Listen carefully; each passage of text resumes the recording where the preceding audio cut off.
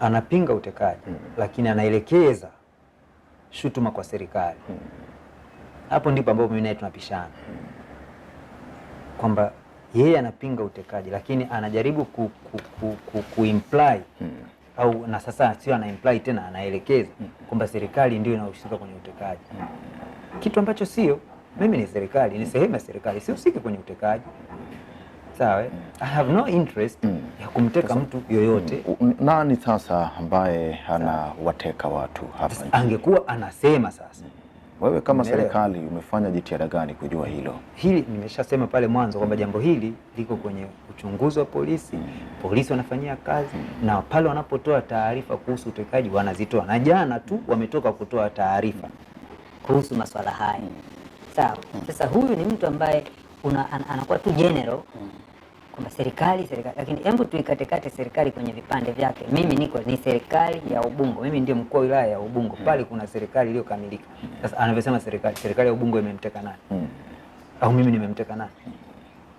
Lakini hilo la kwanza anaelekeza mashambulizi yasiyo na justification yoyote kwa serikali. Lakini jambo la pili ambalo sasa hili tunarudi kwenye selective issues anazochukia. Anaongelea utekaji upi? Sawa, kama ni malalamiko ya watu kupotea hayajaanza kipindi hiki anachokisemea. Si ndivyo? Kuna kipindi ambacho hata yeye mwenyewe shutuma zilikuwa zinaelekezwa kwa upande wake. Kama unamwangalia, he never mentions. Yaani anachagua. Shutuma zilikuwa zinaelekezwa kwamba na yeye alikuwa anahusika na utekaji. Kipindi cha toka 2015 kuja 2020. Si ndivyo? Kwamba Polepole ndiye alikuwa anahusika na utekaji. Serikali ilikuwa inashutumiwa kwamba kuna utekaji, watu binafsi walikuwa wanatajwa, kuna watu wametajwa walikuwa viongozi wengine. Na yeye alikuwa miongoni mwao. Yote walitajwa kwa pamoja.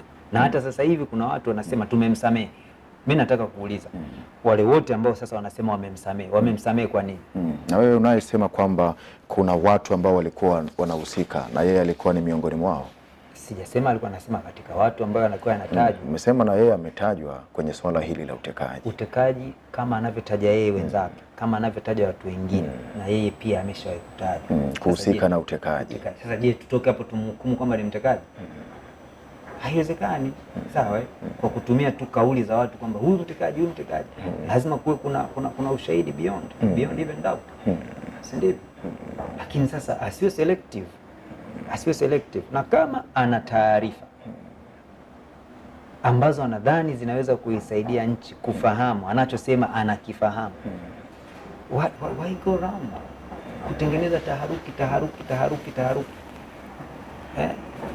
Kwa nini alishasema nitasimamisha nchi tarehe 21? What happened? Kwamba nitasema tukae tuzungumze au nitasema. This is